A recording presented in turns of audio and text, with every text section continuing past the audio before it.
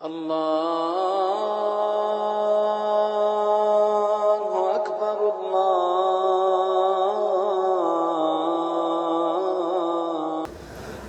দুই নাম্বার আল্লাহ তাআলা রাসূল বলেন, দুই নাম্বার ওয়াল মুতাজালিসিনা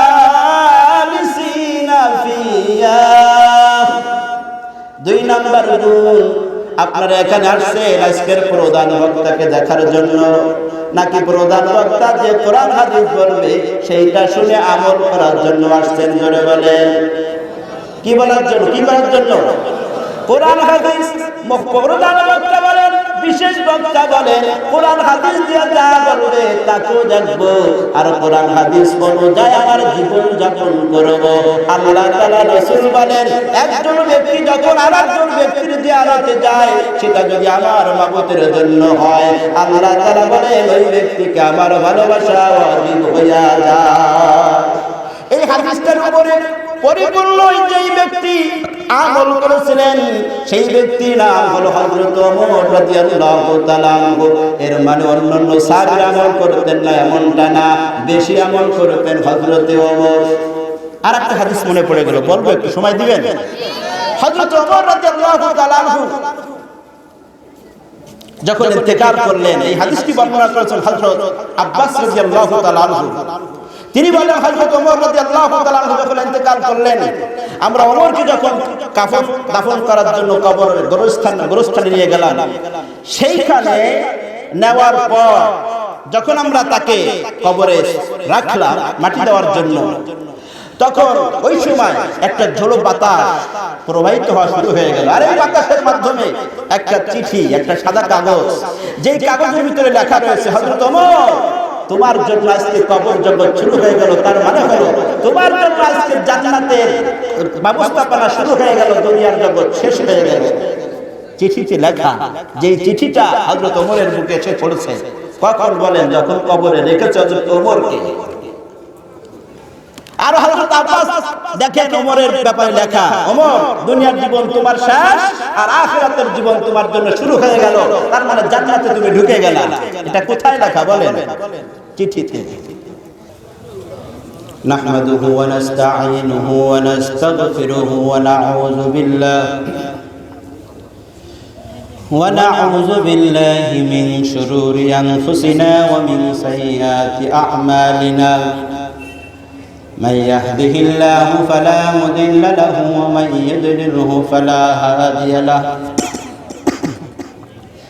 ونشهد أن لا إله إلا الله وحده لا شريك له ونشهد أن سيدنا ومولانا محمدا عبده ورسوله الذي أرسله بالحق بشيرا ونذيرا وداعيا إلى الله بإذنه وسراجا منيرا.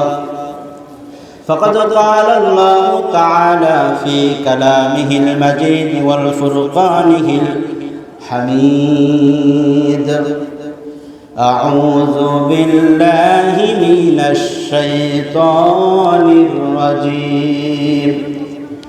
بسم الله الرحمن الرحيم.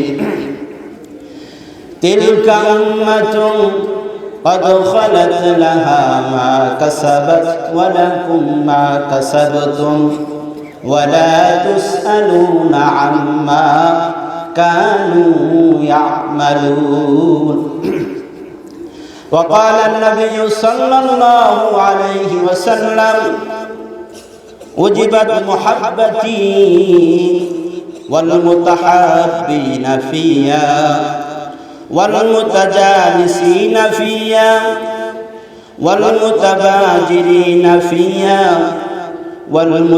والمتبازلين فيا. সবাই আমরা দুরূদ ইব্রাহিম পড়ি।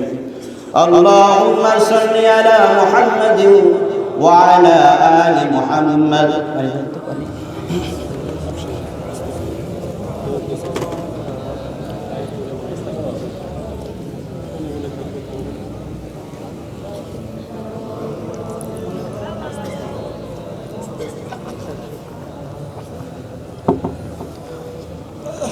كما باركت على إبراهيم وعلى آل إبراهيم إنك حميد مجيد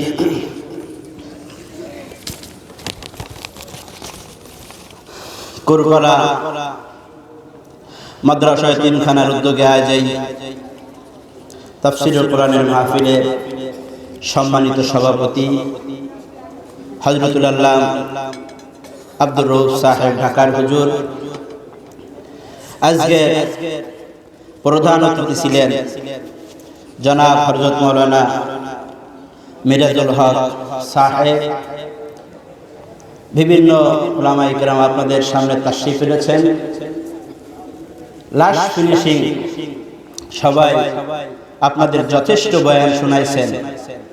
আমি আপনাদের কিছু সন্তান বিশেষ কিছু না, দোয়ার উদ্দেশ্যেই উস্তাদদের আদেশে বসে গিয়েছি। আপনারা যে আমার থেকে অনেক উপরে আর আমি যে আপনাদের থেকে নিচু, সেই উদ্দেশ্যেই কিছু কথা বলা। আমি যে আপনাদের অনেক উপরে, এই উদ্দেশ্য নিয়ে আমার কিছু ভূমিকা রাখা, এটা আমার মাকসাদ না। কারণ শাহ আশরাফ আলী থানভী রহমাতুল্লাহ আলাইহি বলেন, কোন বক্তা যদি এইটা মনে করে যে আমার সামনে যে শ্রোতারা বসে আছেন তারা আমার থেকে অনেক নিচু, এটা মনে করে যদি কোনো বক্তা বয়ান পেশ করে, ওই বক্তার জন্য নসিহত করা জায়েজ নাই। তো আপনারা আমার থেকে অনেক উপরে, এবং এখানে যারা এই মাদ্রাসা পরিচালনা করেন তাদের জুতা বহন করারও সমর্থ আমি রাখি না। এত বড় বড় মুহাদ্দিস এখানে আছেন। তো গভীর রাত সবাই বয়ান করে চলে গেছেন, এখন মাঠ ফাঁকা। আমি এখন এই সাহস নিয়ে বসে গেছি, কেউ এখানে নাই আমি মনে করি। তো রাসূল কারীম সাল্লাল্লাহু আলাইহি ওয়াসাল্লাম তার বাণী থেকে একটি হাদিস আপনাদের সামনে পেশ করেছি। যেই হাদিসের আলোচনা হয়তো 10 থেকে 15 মিনিট, আর এই হাদিসের উপরে যদি আমরা অটল থাকতে পারি, আল্লাহ তাআলা চাহে তো আমাদের জন্য জান্নাতুল ফিরদাউস সহজ করে দেবে। আর আপনারা শামসুল হক হুজুরের এলাকার মানুষ। আমি আজকেই ঐতিহাসিক ঘটনা পড়তেছিলাম হুজুরের কিতাবের লেখকের মধ্যে থেকে, লেখার ভিতর থেকে। শামসুল হক ফরিদপুরি রহমাতুল্লাহ আলাইহির সাথে একজনের বন্ধুত্ব ছিল, এক পাদ্রী।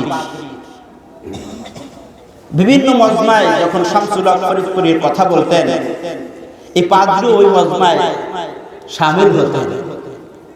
তো প্রতিমধ্যে একদিন এই পাদ্রী শামসুল হক ফরিদপুরকে বলতেছে, হুজুর, এই যে কিছুক্ষণ আগে যে আপনি বললেন কোরআনের মাহফিলে তোমরা যারা আসতে পেরেছো সবাই একবার সুবহানাল্লাহ বলেন, আর একবার সুবহানাল্লাহ বললে আল্লাহ পাক জান্নাতে বিশাল আকার ধারণ করে একটা গাছ তোমাদের জন্য জান্নাতে বরাদ্দ করে দেয়।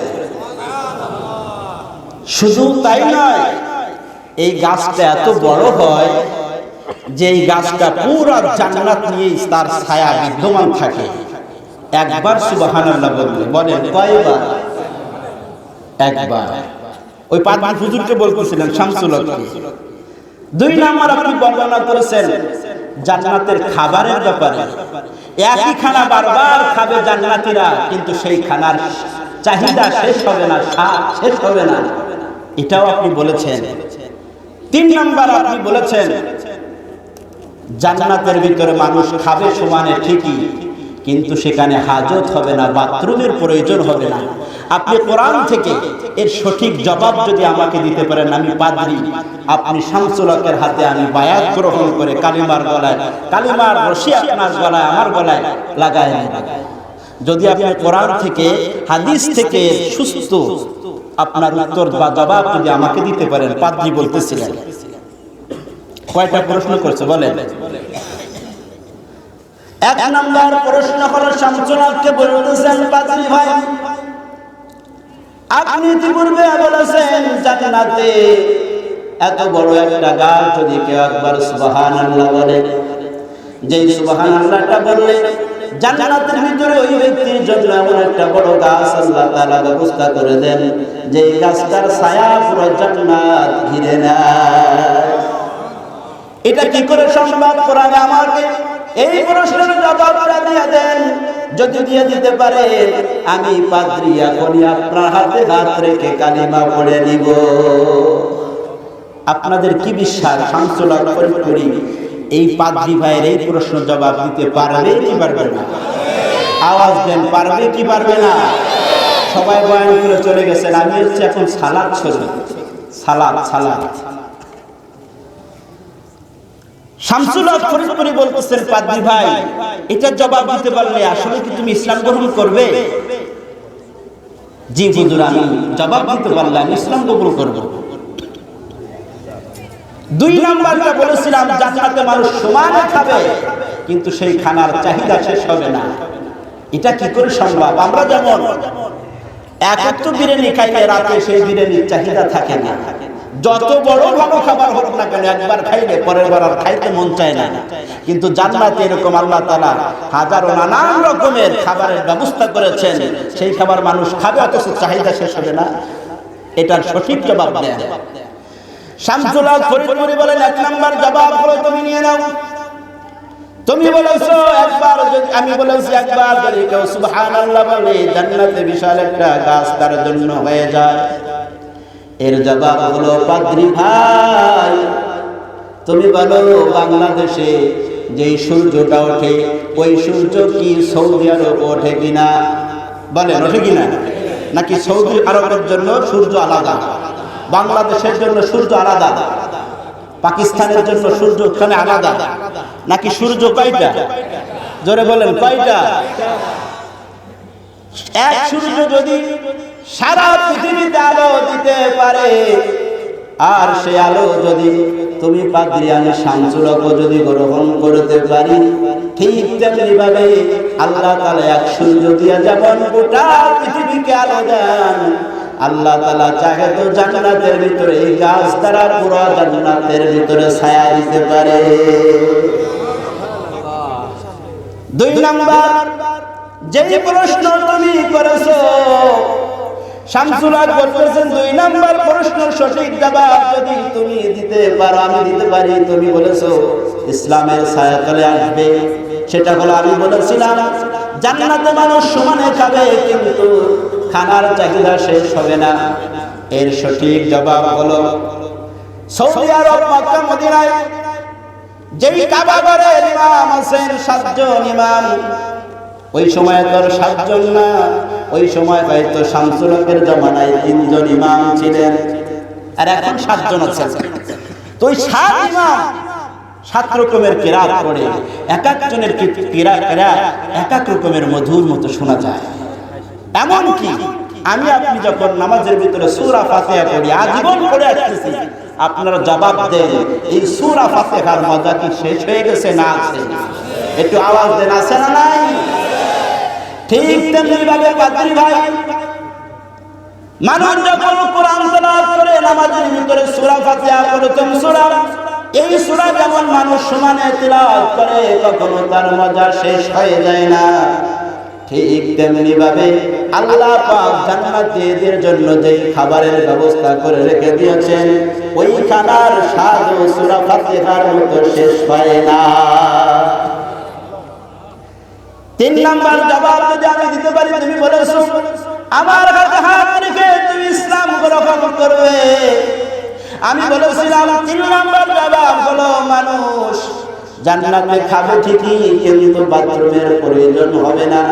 এর সঠিক জবাব হলো কোরআনে আল্লাহ তাআলা বলেছেন, যেমন তোমাকে দিয়ে বুঝাই, তুমি পাদ্রী যখন তোমার মায়ের গর্ভে ছিলা 4 মাস পরেই তুমি তোমার মায়ের গর্ভে পরিপূর্ণ হয়ে গেছিলা।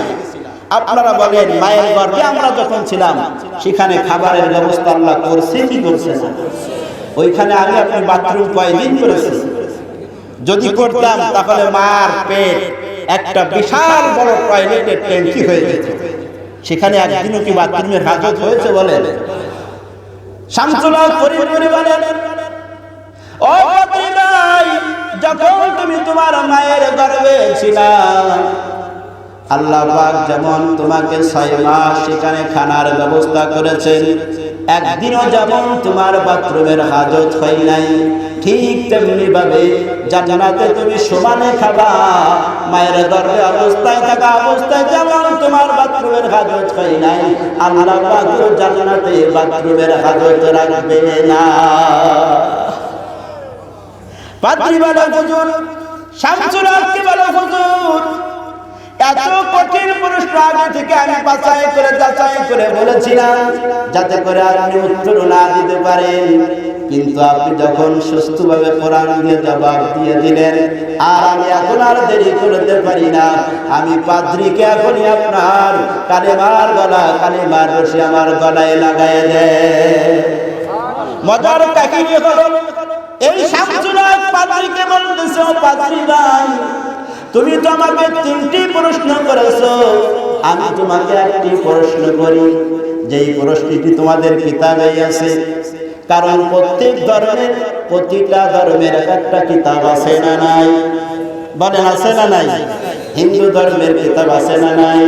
বৌদ্ধ ধর্মের কিতাব আছে, এরপরে খ্রিস্টান ধর্মেও কিতাব আছে। শামসুল হক ফরিদপুরি বলে, ও পাদ্রী, তুমি যেই কিতাবের জ্ঞান অর্জন করে পাদ্রী লকব পেয়েছো, ওই কিতাবের ভিতরে যদি থেকেই থাকে, আর আছে তো অবশ্যই, যদি থেকে থাকে তুমি সত্য কথাটি বলবানি? কয় হ্যাঁ হুজুর বলেন। সেই প্রশ্নটা হলো, শামসুল হক ফরিদপুরি বলে, ও পাদ্রী, আল্লাহ পাক যে জান্নাতের ভিতরে 8টা দরজা রেখে দিয়েছেন, আর ওই 8টা দরজার ভিতরে যেই লম্বা করে যেই কালিমাটা লেখা আছে, তোমাদের ধর্মে কিতাবের ভিতরে কালিমাটা লেখা আছে, তুমি বলে দাও হাজার হাজার জনতার সামনে জান্নাতের ভিতরে ওই আপনার গেটের সামনে, গেটের উপরে খোদাই করা কোন বাক্যগুলি লেখা আছে? এই পাদ্রী তখন বলতেছে, ও আমার জনক ভাইরা, আমার সামনে হাজার হাজার জনগণ রয়েছে, আমি যদি সেই সত্য বাক্যটা যদি বলে দেই, হ্যাঁ তবে এতদিন কেন বলি নাই? এতদিন বলি নাই পেটের ধান্দায়, এতদিন সত্য কথা কেন বলি নাই? এতদিন যদি আমি সত্য কথাটা বলে দেই, তাহলে আমার পাদ্রীগিরি টেকে না। তবে আজকে শামসুল হকের এই প্রশ্ন করার কারণে আমি হুজুরের কাছে বায়াত পেয়েছি সত্য কথা। যদি আমার জানা থাকে আমার মেমোতে, তাহলে আমি বলে দেব, আল্লাহ পাক জান্নাতের ভিতরে যে গেটের ভিতরে, জান্নাতের গেটে যেই কালিমাটা লেখা আছে, আমি সেই কালিমাটা পড়ি, তোমরাও আমার সাথে কালিমাটা উচ্চারণ করো। জান্নাতের গেটের ভিতরে লেখা আছে, আল্লাহ পাক লিখে দিয়েছেন, আশহাদু আল্লা ইলাহা ইল্লাল্লাহু মুহাম্মাদুর রাসূলুল্লাহ। জান্নাতের গেটে কি লেখা বলে? আশহাদু আল্লা ইলাহা ইল্লাল্লাহ। আমি পাদ্রী এটা পড়ি, তোমরা আমার সামনে যারা আছে, তোমরা এই কালিমার স্বীকারোক্তি দিয়ে সবাই আসো, আমরা কালিমার ছায়া তলে এসে যাই। এই ঘটনা সত্য না মিথ্যা বলেন? শামসুল হকের শত শত কিতাব লেখা আছে, সেই কিতাবের ভিতরে আপনারা যদি খোঁজেন অবশ্যই পেয়ে যাবেন। আমি রাসূলের হাদিস থেকে একটা হাদিস পড়েছি, এই হাদিসের ভিতরে যদি আমরা থাকি, আল্লাহ পাক বলেন, ওয়াজাবাত মুহাব্বাতি, আমি আমার ওই সমস্ত বান্দাদেরকে আমি ভালোবাসি না, তাদেরকে ভালোবাসা আমার জন্য ওয়াজিব হয়। বলেন, আমি আল্লাহ তাআলা যে হাদিস আমি বলেছি, হাদিসের 4টি গুণের কথা বলা হয়েছে, 4টি গুণ যদি কোনো ব্যক্তির ভিতরে থাকে, আর এই ব্যক্তিকে আল্লাহ তাআলার পক্ষ থেকে ভালোবাসা কি হয় বলেন? ওয়াজিব হয়। কি হয় বলে? ওয়াজিব হয়। 1 নাম্বার হলো যে ব্যক্তির ভিতরে এই গুণটা থাকবে, আল্লাহ রাসূল বলেন, ওয়াল মুতাহাব্বিনা ফিয়া। 1 নাম্বার গুণ হলো, এই যে আপনারা এখানে যারা বসে আছেন, আজকে সকালে যখন আপনাদের মহতামিম সহ অন্যান্য উস্তাদ সবাই আমাকে ফোন দিয়ে টেলিফোনে বলছেন, কুরবালাবাসী আপনাদেরকে আমার কথা বলতেছে, এই কুরবালাবাসী আলামিন তোমাকে সবাই মহব্বত করে। আমিও বলেছি হুজুর, আমিও আপনাদেরকে মহব্বত করি, কুরবালা অঞ্চলে যারা আছে তাদেরকেও মহব্বত করি। আল্লাহ তাআলা রাসূলুল্লাহ বলেন, একজন ব্যক্তি আরেকজন ব্যক্তিকে যখন আল্লাহর জন্য মহব্বত করেন, আল্লাহ তাআলা বলেন, ওয়াজাবাত মুহাব্বাতি, আমি আল্লাহ তাআলা তাকে তাকে ভালোবাসা ওয়াজিব হইয়া যায়। আমি আবার বলি, আপনাদেরকে আমি ভালোবাসি আল্লাহর জন্য। আপনারা কার জন্য বাসেন? অনেকে এই মাসলাটা সবার জন্য পরিষ্কার করে নেন। আজকে অনেক সময় আমরা টেলিফোনের মাধ্যমে বলি, যার কাছে ফোন দিয়েছি তাকে বলি, আমি সবাইকে আমার পক্ষ থেকে সালাম দিয়েছি, সবাই আমার সালামটা পৌঁছায় দিন। এরকম বলি কেন বলেন? এর জবাব কি? এর সঠিক জবাব হলো, আমি যেমন বলেছি আপনাদের সবাইকে আমার পক্ষ থেকে সালাম, যার কাছে বলেছি সেই ব্যক্তিও যাকে আপনাদেরকে বলবে যে অমুক ব্যক্তি আপনাদের সালাম দিয়েছে, জবাবটা তখন এই হবে না যে ঠিক আছে আমিও তার পক্ষ থেকে সালাম গ্রহণ করলাম। না, সালামের জবাব কি বলেন? আসসালামু আলাইকুম ওয়া রাহমাতুল্লাহ। ওয়া আলাইকুমুস সালাম ওয়া রাহমাতুল্লাহি ওয়া বারাকাতুহু। এটাই বলতে হবে, এটাই নিয়ম। তো আমি যখন বলেছি আপনাদেরকে আমি আল্লাহর জন্য ভালোবাসি, এর সঠিক জবাব হবে আপনি যদি আমাদেরকে আল্লাহর জন্য ভালোবাসেন, সেই আল্লাহ যেন আপনাকে আল্লাহ ভালোবাসেন, সে আল্লাহ যেন আপনাকে ভালোবাসেন। যদি আপনাদের আমার ভালোবাসাটা আপনাদের জন্য হয়। 2 নম্বর আল্লাহ তাআলা রাসূল বলেন, 2 নম্বর ওয়াল মুতাজালিসিনা ফিয়া। 2 নম্বর গুণ, আপনারা এখানে আসছেন আজকের প্রধান বক্তাকে দেখার জন্য, নাকি প্রধান বক্তা যে কোরআন হাদিস বলবে সেইটা শুনে আমল করার জন্য আসছেন? জোরে বলেন। কি বলার জন্য? কি করার জন্য? কোরআন হাদিস।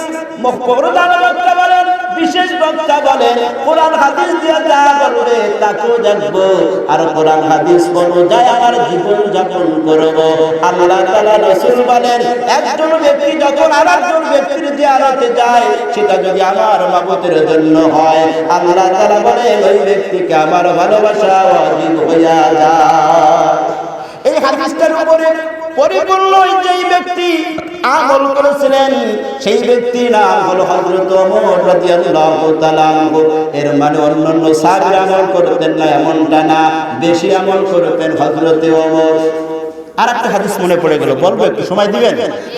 হযরত ওমর রাদিয়াল্লাহু তাআলা আনহু যখন ইন্তেকাল করলেন, এই হাদিসটি বর্ণনা করেছেন হযরত আব্বাস রাদিয়াল্লাহু তাআলা আনহু।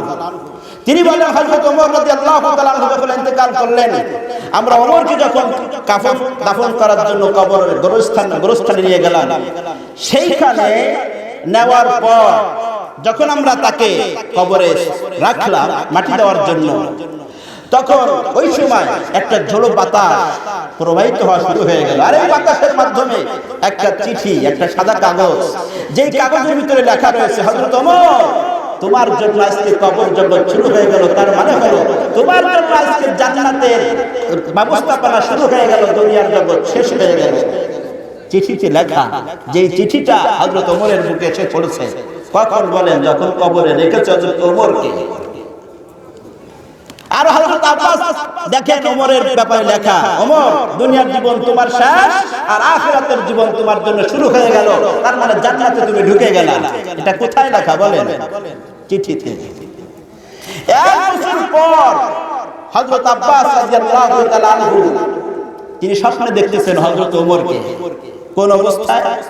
তিনি দেখতেছেন হযরত ওমর রাদিয়াল্লাহু তাআলা আনহু 1 বছর পর হযরত ওমরের কাফনের কাপড়ের ভিতরে কিছু ময়লা পড়ে আছে, ঝাঁকতেছে আর জান্নাতের দিকে যাইতেছে।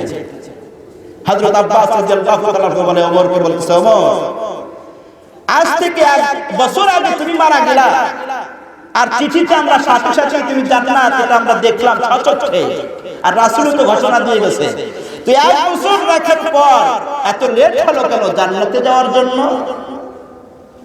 এত বছর পার হওয়ার কারণ কি? হযরত ওমর আব্বাসকে বলেন, আব্বাস আমি হযরত ওমর রাদিয়াল্লাহু তাআলা আনহু আমার কাঁধের উপরে আল্লাহ পাক যে দায়িত্ব চাপায় দিয়েছিলেন খলিফাতুল মুসলিম হিসেবে, সেইটার হিসাব আর নিকাশ আল্লাহর কাছে দিতে দিতে আমার 1 বছর পার হয়ে গিয়েছে। সূক্ষ্ম কথা, এটার ভিতরে আমাদের উপায় কি? যে হযরত ওমরের সার্টিফিকেট কবরে আসার সাথে সাথেই পেয়ে যায় জান্নাতে, দুনিয়ায় জীবিত থাকা অবস্থায় রাসূল দিয়ে যায় জান্নাতের সার্টিফিকেট, সেই ওমরের যদি হিসাব নিকাশ আল্লাহর সাথে মিলাইতে মিলাইতে একটা বছর পার হয়ে যায়, আমার আপনার অবস্থা কি হবে? বুঝে আসে কিনা বলেন? আর বলেন হযরত ওমরের ব্যাপারে আল্লাহর রাসূল একবার হযরত আয়েশা রাদিয়াল্লাহু তাআলা আনহু আকাশের দিকে তাকায় বলতেছে, হাজার হাজার তারকা দেখে আল্লাহর রাসূলকে বলতেছে, আয়েশা ইয়া রাসূলুল্লাহ, আপনার সাহাবীদের মধ্যে কি এমন কোন সাহাবী আছে যে সাহাবীর কাছে আমলনামা হার মেনে যায় হাজার হাজার লক্ষ লক্ষ তারকা? এমন কোন সাহাবী আছে যার আমলনামা এত মিলিয়ন মিলিয়ন ডলার ডলার আমলনামা? হযরত রাসূল কারীম সাল্লাল্লাহু আলাইহি ওয়াসাল্লাম আয়েশার জবাবে বললেন, না, হ্যাঁ আছে, আমার একজন সাহাবী আছে, সেই সাহাবীর নাম হলো হযরত ওমর রাদিয়াল্লাহু তাআলা আনহু। হযরত আয়েশা রাদিয়াল্লাহু তাআলা আনহুর মুখটা মলিন হয়ে গেল। কেন? ওনার ধারণা ছিল, হযরত আয়েশা রাদিয়াল্লাহু তাআলার ধারণা হলো ওমরের নামটা না বলে আমার আব্বার নাম আবু বকর বলবে আল্লাহর রাসূল, কিন্তু সেখানে আমার আব্বার নাম না বলে আবু বকরের নাম না বলে হযরত ওমরের নাম বলেছে, এইজন্য আমার মুখটা মলিন হয়ে গেছে। রাসূল তো বুঝতে পেরেছেন। আপনারাও যারা বিবাহ করছেন, আপনার শ্বশুর বাড়ির বদনাম আপনার স্ত্রীর কাছে বলে দেখেন, 3 দিন 1 সপ্তাহ তরকারি ভালো হবে না, রাগের ঠেলায়। আছে না নাই? অনেকে হাসি দিচ্ছেন, এটা দ্বারা আপনাকে মার দেওয়া হয়েছে, আপনি বোঝেন নাই। যেমন আপনার স্ত্রীর কাছে আপনার শ্বশুর বাড়ির বদনাম বললে স্ত্রী রাগ হয়ে যায়, আর সেই স্ত্রী আপনার পিতামাতার বদনাম বলে আপনার কাছে, তখন আপনি রাগ করবেন না কেন? আছে না নাই বলেন? হযরত ওমর আয়েশাকে বললেন, ওমর, আল্লাহর রাসূল বললেন, ও আয়েশা, হাজার হাজার তারকা হার মেনে যায় যারা আমলনামার কাছে, তিনি হলেন হযরত ওমর। আয়েশার মুখটা মলিন হয়ে গেলেন। আল্লাহর রাসূল বুঝতে পারলেন, আল্লাহর রাসূল বুঝে বললেন, ও আয়েশা, আমি বুঝতে পেরেছি এখানে তোমার বাবার নাম না নেওয়ার কারণে তোমার মুখটা মলিন হয়ে গেছে। আয়েশা আয়েশা বলে, ইয়া রাসূলুল্লাহ, অবশ্যই কারণ হলো আমার আব্বা আপনার জন্য এমন কোনো কষ্ট নাই যেটা না করে, কিন্তু সেখানে আমার আব্বার নাম বললেন না। আল্লাহ রাসূল বলেন, আয়েশা জেনে নাও, আমার যত সাহাবী আছে সব সাহাবীর আমলনামায় এক পাল্লায় রাখা হবে, আর তোমার আব্বা আমার বন্ধু আবু বকরের আমলনামায় এক পাল্লায় রাখা হবে। আয়েশা, তোমার আব্বার আমলনামার পাল্লাটাই ভারী হয়ে যাবে। এবার খুশি, মহা খুশি। হযরত আয়েশা রাদিয়াল্লাহু তাআলা আনহা বলেন, হযরত ওমর রাদিয়াল্লাহু তাআলা আনহু আপনার আবু বকরের এত আমল থাকার পরও তিনি ইসলামের জন্য আমল করার জন্য তিনি কতটা উদ্বুদ্ধ ছিলেন, কতটা ভূমিকা পালন করতেন, একটু বলবো আর সামনে যাবো। বলেন, হযরত আবু বকর আখিরাতের সামনে এমন ভাবে বসাতেন, যেটা বলার জন্য আপনাদের আরো একটা হাদিস স্মরণ করায় দিতে চাই। হযরত আবু বকর সিদ্দিক রাদিয়াল্লাহু তাআলা যখন খলিফাতুল মুসলিমিন রাজ্য চালাচ্ছেন, ওই সময় ওনার কাছে সমস্ত অসহায় ব্যক্তিদের একটা লিস্ট ছিল, আর এই লিস্টের সামনে একজন খাদেম নিযুক্ত ছিল। তো হযরত ওমর একবার দেখলেন, হযরত আবু বকরের কাছে তো অসহায় মানুষের লিস্ট আছে, আমি একটু দেখি কোন অসহায় মানুষের খাদেম প্রয়োজন আছে কিনা, যদি খাদেম প্রয়োজন থাকে আমি ওমর তার খাদেম হয়ে যাব। হযরত ওমর আবু বকরের কাছে এসে বলতেছে, আবু বকর, তোমার কাছে যে এই সমস্ত অসহায় ব্যক্তিদের লিস্ট আছে, ওই লিস্টটা একটু দাও তো। লিস্ট দিলেন। হযরত ওমর পড়তেছেন কোন ব্যক্তির খাদেমের প্রয়োজন। একজন ব্যক্তির খাদেম প্রয়োজন যার সামনে কোনো নাম নেই, খাদেমের কোনো নাম নেই। হযরত ওমর রাদিয়াল্লাহু তাআলা মনে করলেন এই ব্যক্তিরই আমার খাদেম হতে হবে। খাদেম হিসেবে যখন হযরত ওমর ফজরের নামাজ পড়ে যখন মহিলার বাড়িতে গেলেন, দরজা নক করলেন, আসসালামু আলাইকুম ইয়া আহলাল বাইত। আমি হযরত ওমর বলতেছি, আপনি বুড়িমার কোনো জরুরত আছে কিনা সেটা প্রয়োজন মিটাবার জন্য আমি ওমর এসেছি। বুড়িমা ভিতর থেকে আওয়াজ করে যে, হযরত ওমর, তোমার ফজরের তুমি তো ফজরের পরে আসতো, তোমার কিছুক্ষণ আগে আমার এই সমস্ত প্রয়োজন সেটা একজন মিটাই দিয়ে গেছে। এটা কোন সময় বলেন? ফজরের পরে, ফজরের নামাজের পরে। সাহাবীরা দিনের কাজ করতেন ফজর নামাজের পরে, আর আমরা সেই ফজরের নামাজের সময় নাক টেনে ঘুমাই। আছে না নাই? যদি কাউকে জিজ্ঞাসা করা হয় সকালে নাস্তা করেছো, তখন সে বলে হ্যাঁ না করেছি, তবে কি দিয়া? ঘুম দিয়া। নাস্তা করছে কি দিয়া? ঘুম দিয়া। ঘুম থেকে 9টা উঠে, আছে না নাই বলেন? হযরত ওমর মনে করলেন ফজরের নামাজের পরে আসলেই বুড়িমার খেদমত করা যাবে না, ফজরের নামাজের আগে আসতে হবে। হযরত ওমর রাদিয়াল্লাহু তাআলা ফজরের নামাজের আগে আসলেন, এসেবার বুড়ির দরজায় নক করলেন, ও বুড়িমা আপনার কোনো জিনিসের প্রয়োজন আছে কিনা, প্রয়োজন মেটাবার জন্য একটু বলেন। বুড়িমা ঘরের ভিতর থেকে লাভ করে বলে, আমার যে প্রয়োজন এটা তোমার আগে মাত্র একজন ব্যক্তি সেটা পূর্ণ করে দিয়ে গিয়েছে। হযরত ওমর অবাক হয়ে গেলেন, কি ব্যাপার, তাহলে তোমার আর আগে আসতে হয়? তিনি আসছেন এবার তাহাজ্জুদের সময়। বলেন কোন সময়? তাহাজ্জুদের সময় কখন হয়? ডিজিটাল জামানায় তাহাজ্জুদের সময়টা নির্ণয় করার জন্য আরো সহজ পদ্ধতি বলবো। বর্তমান যুবকেরা অ্যান্ড্রয়েড সেট চালাইতে যখন ঘুম এসে যায়, ওই সময় তাহাজ্জুদের সময়। ওই সময় কি?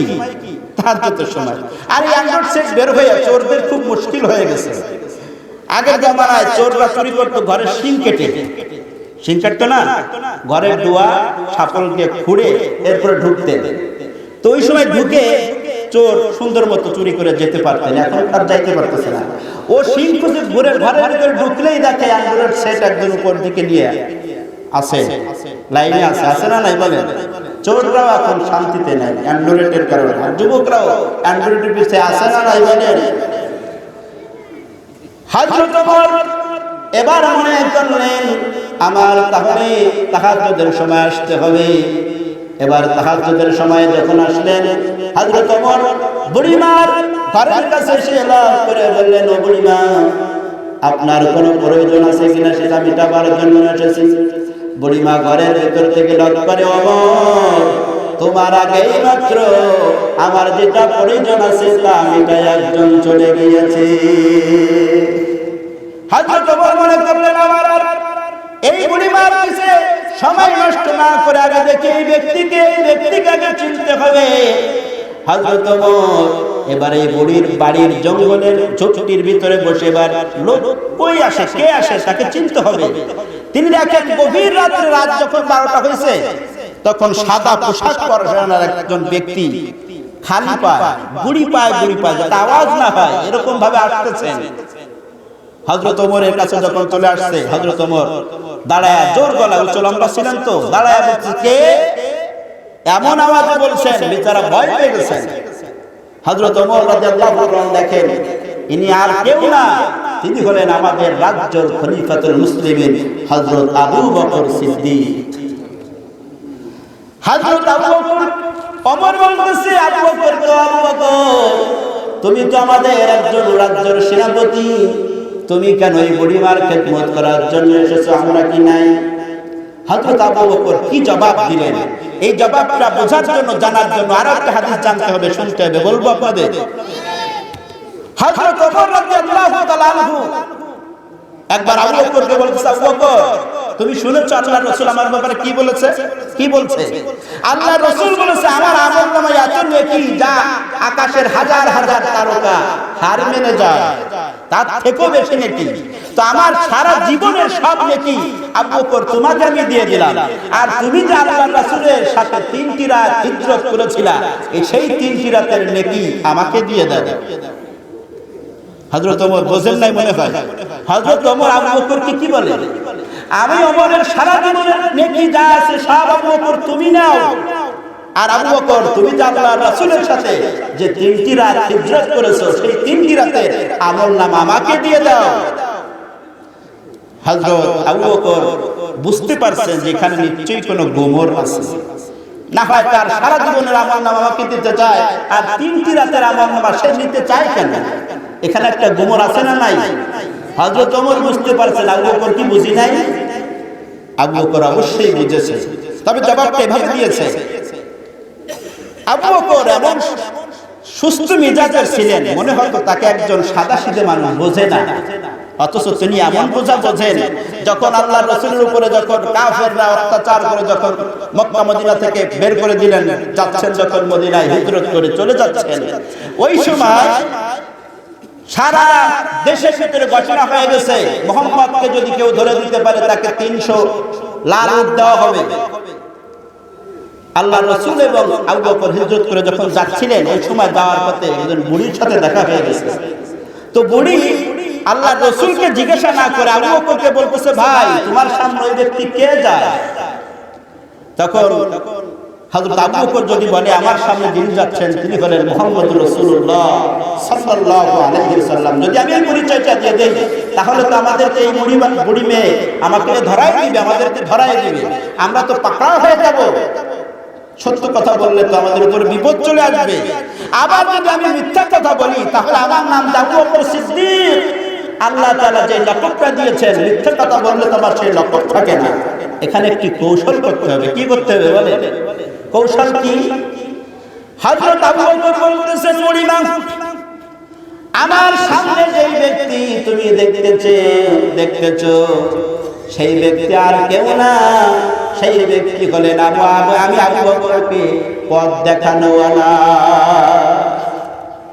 বুড়িমা মনে করলেন হয়তো পিছের লোকটা, তুমি হয়তো পথ হারিয়ে গিয়েছো তাই তোমাকে পথ দেখাচ্ছেন।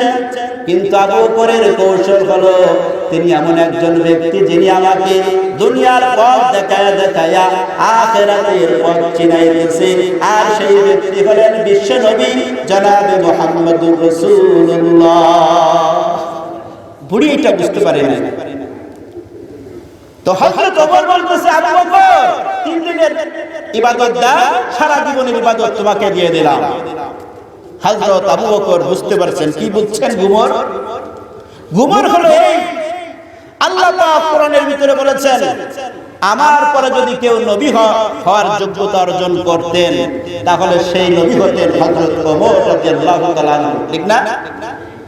আর আবু বকরের ব্যাপারে কি বলছেন?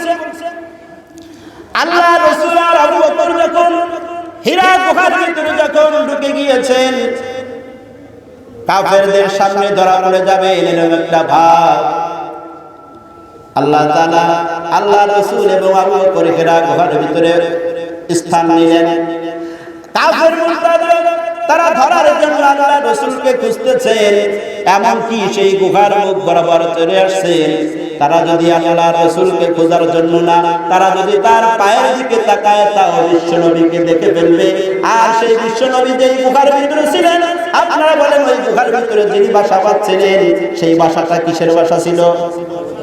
মাকড়সার বাসা। যদিও এই হাদিসটা জয়ীফ, দুর্বল হওয়ার সত্ত্বেও বর্ণনা করা যায় ফজিলত হিসেবে। মাকড়সার বাসা আমাদের অঞ্চলে যত ঘর আছে এই ঘরের ভিতরে সবথেকে দুর্বল ঘর কোনটা? মাকড়সার ঘর। তো আল্লাহ রাসূলকে এই মাকড়সার ঘর দ্বারা বাঁচানোর এখানে একটা কৌশল কি? হে আমার উম্মতেরা, তোমরা জেনে নাও আমি আল্লাহ পাকের যদি ইচ্ছা থাকে ইসলামকে বিজয় করব, আমি দুর্বল ধারাই করতে পারি।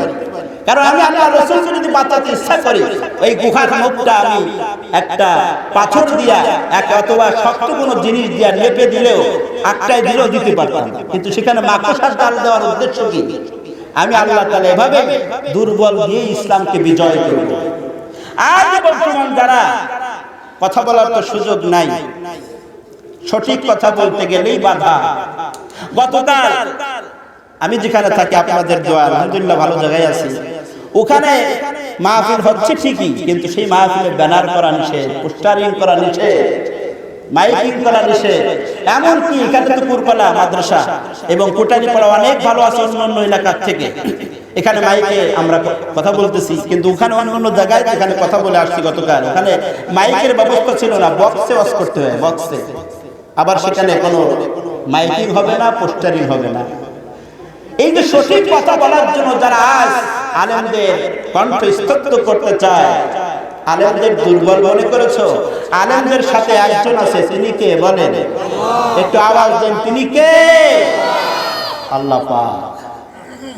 আমার ভাইয়েরা, আমাদের পক্ষে আল্লাহ আছেন, আর আপনারা শুনতেছেন সারা বিশ্বে করুণা করুণা করুণার আবির্ভাব, খালি করুণা।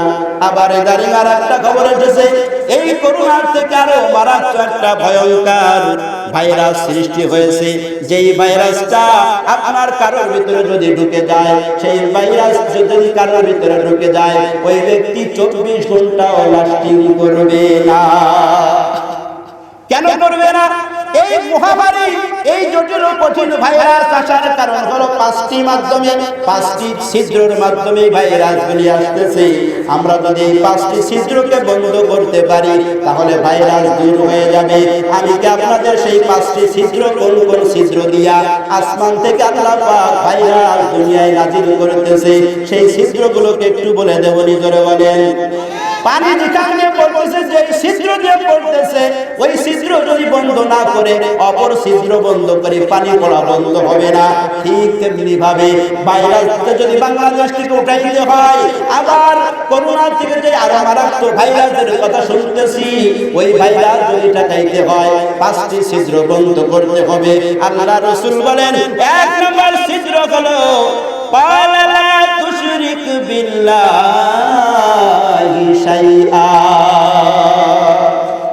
1 নম্বর ছিদ্রর নাম হলো আল্লাহ তাআলার সাথে কাউকে শিরক করা যাবে। জোরে বলেন, যাবে।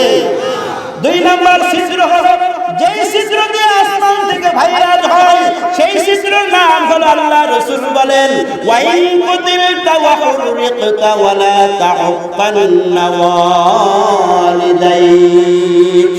2 নম্বর ছিদ্র হলো যেই ছিদ্র দিয়ে করোনা ভাইরাস আসতেছে, ওই ছিদ্রের নাম হলো আল্লাহ তাআলা রাসূল বলেন, ও আমার দেশের জাতিরা, ও আমার সাহাবীরা, তোমরা কখনো তোমাদের পিতা মাতার সাথে অভদ্র আচরণ করবে না, তাদের সাথে দুর্ব্যবহার করবে না। যখন তোমরা দেখবা পিতা মাতার সাথে অভদ্র আচরণ শুরু হয়ে গেছে, সন্তান পিতা মাতাকে চোখে দেখতে পারে না, তখন তোমাদের উপরে এরকম মহামারী ভাইরাস আসবে। পিতামাতার সাথে দুর্ব্যবহার করা যাবে? তাহলে বলেন। 1 নম্বর ছিদ্র আল্লাহর সাথে কাউকে শিরক। 2 নম্বর ছিদ্র হলো পিতামাতার সাথে অভদ্র আচরণ করব। জোরে বলেন, করব। এমন কথা রাসূল বলেন, ওয়া ইন আমারাকা আন তাখরুজা মিন আহলিকা ওয়া মালিক। যদিও তোমার পিতামাতা তোমার ধন সম্পদ দেবী বালবাচ্চা সব ত্যাগ করে চলে যেতে বলে, এরপরও তুমি তোমার পিতামাতার সাথে দুর্ব্যবহার করবে। 3 নম্বর ছিদ্রের নাম হলো আল্লাহ রাসূল বলেন, ওয়ালা তাতরুকান্না সালাতান মাকতুবাতান মুতাআম্মিদান। আল্লাহ রাসূল বলেন, 3 নম্বর ছিদ্রের নাম হলো যে ছিদ্র দিয়া আপনার করোনা ভাইরাস আসবে, ওই ছিদ্রের নাম হলো আমার উম্মতেরা, তোমরা কখনো বিনা কারণে নামাজ ছেড়ে দিবা না। বলেন, কি ছাড়বো না? ফরজ নামাজ বিনা কারণে ছাড়া যাবে না। আল্লাহ রাসূল বলেন, ওয়ালা তাকফাইন্না মান তারাকা সালাতান মাকতুবাতান মুতাআম্মিদান ফাইন্না ফাকাদ বারিয়াত মিনহু জিম্মাতুল্লাহ। ও আমার সাহাবীরা, ও আমার উম্মতেরা, আল্লাহ রাসূল বলেন, যদি তোমরা কেউ বিনা কারণে নামাজ ছেড়ে দাও, তাহলে তোমাদের উপরে আল্লাহর কোনো জিম্মা থাকে না, তোমাদের উপরে আল্লাহর কোনো দায়িত্ব থাকে না।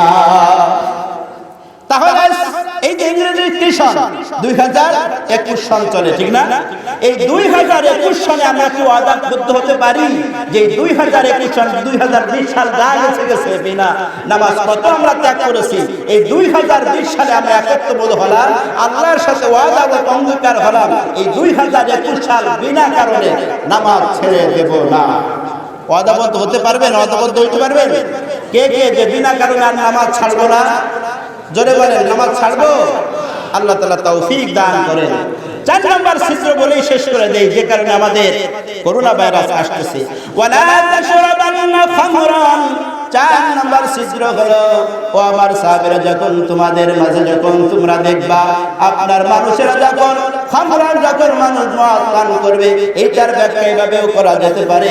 আল্লাহ রাসূল বলেন, যখন মানুষেরা যখন নেশার বস্তু যখন বেশি পান করা শুরু করে দেবে, তখন তোমরা কোনোভাবেই করোনা ঠেকাইতে পারবা না। নিশার বস্তু, তাহলে বিড়ি সিগারেট এটা কি নিশার বস্তু কিনা বলেন? আমরা কি এই নিশার 2021 সালে আমরা এটাও কি ওয়াদাবদ্ধ হতে পারি যে আমরা বিড়ি সিগারেট আর কোনোদিন খাবো না? পারবেন? আর একটা ব্যাপার আমাদের পরিষ্কার করে নিতে হবে, সারা দেশে যখন করোনা যখন চাপ বেড়ে গেছিল, তখন মসজিদে যাওয়া স্বাধীনতা আমরা হারিয়ে ফেলছিলাম, ঠিক না? তো আমরা এটা জানি যে মসজিদে গেলে গায়ে গায়ে মিলে দাঁড়াইলে করোনা হবে। আচ্ছা, মসজিদে কার ডাকে আমরা গিয়েছিলাম বলেন? কার ডাকে গিয়েছিলাম? আমি আপনি যখন মেহমান বাড়ি বেড়াতে যাই, মেজবান বাড়ি, মেহমান হিসেবে কোন মেহমানের সাথে মেজবানওয়ালা যার বাড়ি বেড়াতে গেছি, সেই বেচারা আমার আপনার সাথে মেজবান হিসেবে মেহমানের সাথে কি কখনো দুর্ব্যবহার করেছে? জোরে বলেন, দুর্ব্যবহার করে। যতটুক সম্মান পাওয়ার উপযুক্ত ততটুক সম্মান সে করতে থাকে, ঠিক কিনা? এইটা বুঝলাম, এইটা আমরা কেন বুঝি না?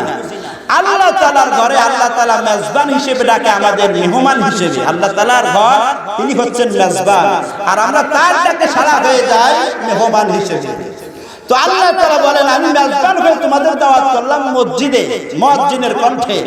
মুয়াজ্জিন যখন বলে হাইয়া আলাস সালাহ, হাইয়া আলাল ফালাহ, এই সবগুলো মুয়াজ্জিনের ডাক নাকি আমার আল্লাহর ডাক? জোরে বলেন, কার ডাক? আল্লাহ তাআলা বলে, বান্দা আসো আসো, নামাজের দিকে আসো। নামাজ পড়লেই ভাইরাস দূর হবে, নামাজ পড়লেই সমস্ত বিপদ আপদ দূর হয়ে যাবে। আমরা এটা কেন বুঝি না? আল্লাহ তাআলা মেজবান হয়ে আমাদের মেহমান হিসেবে ডাকতেছেন।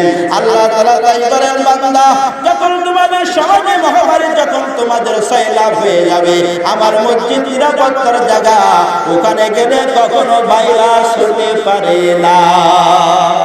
এমনকি যদি মসজিদে যাওয়ার কারণে যদি করোনা হয়, হবে তো নাই, যদি হয় তাহলে এই করোনার কারণে সে মারা যাবে না।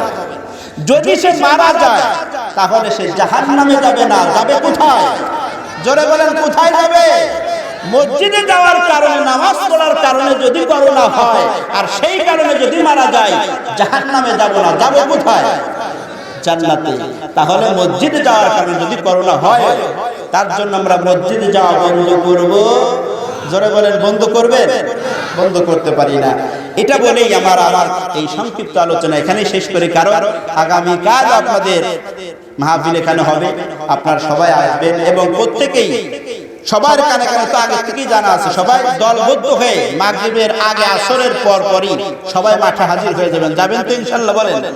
আমার ইচ্ছা ছিল আরো কিছু আলোচনা বাড়ায়, কিন্তু এখন না, সম্ভব হচ্ছে না, কারণ এখন প্রায় 11:30 বেজে গেছে।